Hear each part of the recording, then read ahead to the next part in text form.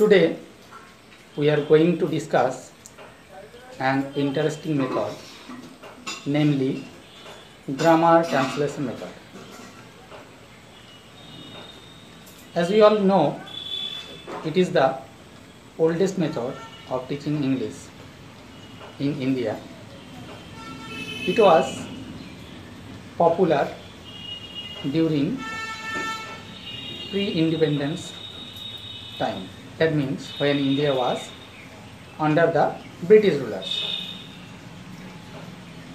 Now, from today's lesson, you will be able to point out the features of grammar translation method. Now we can divide this method into two parts. One, grammar, and the other is translation. So we can say this is a method which particularly gives importance on grammar and translation. Now, if we consider translation, so as we all know that for the purpose of translation, minimum requirement of languages are two. So here one language is our target language, that is English, and the other is mother tongue. In other words, we can say in grammar translation method, mother tongue can be used as the medium of instruction. One can use mother tongue in this method as the medium of instruction. Now again, for translation, for the purpose of translation, vocabulary is very important. So this method also gives importance on vocabulary development. Now from this point, we can also say that in grammar translation method, word is taken as the unit of language. So in case of translation, we can say 3 points. That is, first one, in this method mother tongue can be used as the medium of instruction. Number 2, word is taken as the unit of language. And the third one is, this method gives importance on vocabulary. Now come to the second part, that is grammar. Now grammar can be taught in a classroom by two methods. One is inductive method and the other is deductive method. Inductive method and the other is deductive method. Deductive means first rules, then examples. In deductive way, students have to memorize the long grammatical rules first, then the examples come.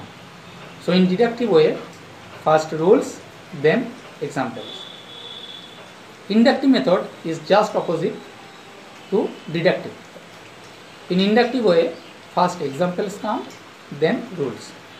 Now, as I have already said that this is the oldest method. So in grammar translation method, grammar is taught deductively.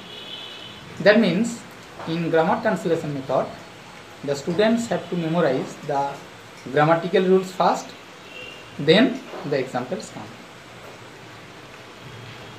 Now we should consider the skills.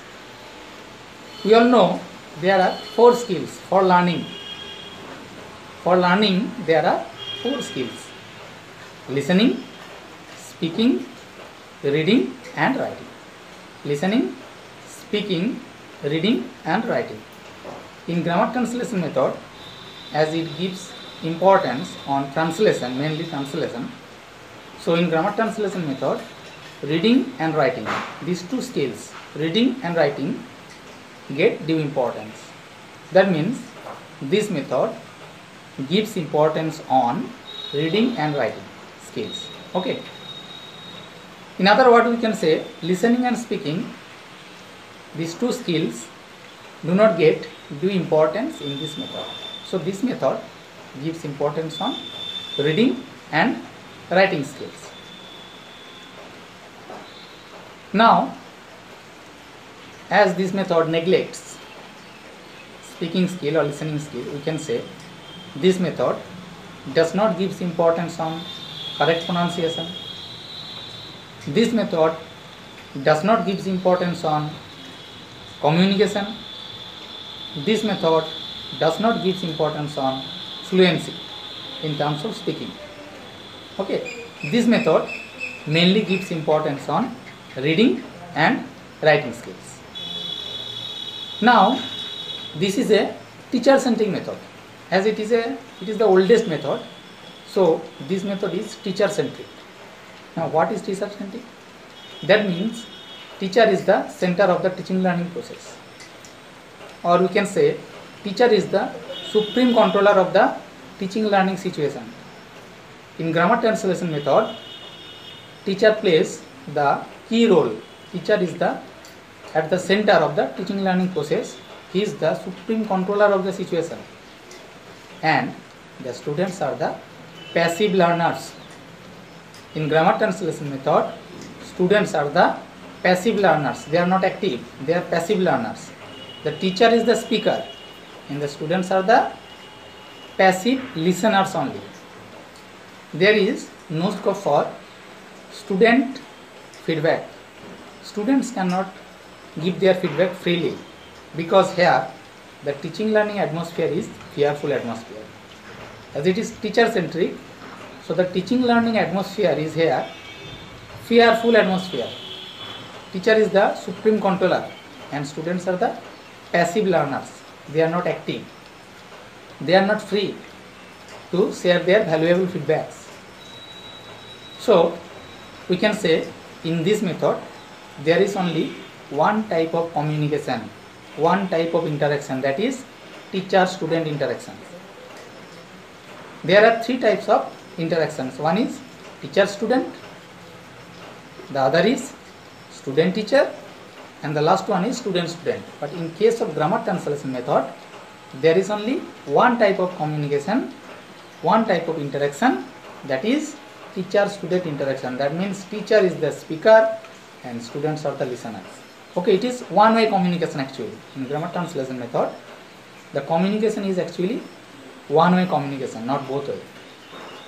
That means this method does not give importance on individual difference theory. This method does not give importance on individual difference theory. So, in grammar translation method, a teacher can easily manage the whole classroom, the entire classroom. That means this method, this grammar translation method is easily applicable in a large classroom. Okay, as it is a teacher centric, so it is time saving method, it is money saving method, it is energy saving method, as it is applicable in a large classroom. So if we sum up the features of grammar translation method, we can say point by point. Number one, this method gives importance on grammar and translation. That is why it is called grammar translation method. It is the oldest method of teaching English in India. Now, in grammar translation method, mother tongue can be used as the medium of instruction. Word is taken as the unit of language learning. Number 4, this method gives importance on vocabulary development. Next, in this method, grammar is taught deductively. Next, number 6, this is a teacher-centric method. That means teacher is the supreme controller of the situation. Teacher is the speaker and students are the listeners. In this method, students are the passive listeners, passive learners. In this method, student cannot give their valuable feedbacks. In this method, there is only one type of interaction, one-way interaction, that is teacher-student interaction. The entire teaching learning atmosphere is fearful atmosphere here, and this method does not give importance on individual differences theory. So we can say one can easily applicable, this method is easily applicable in a large classroom.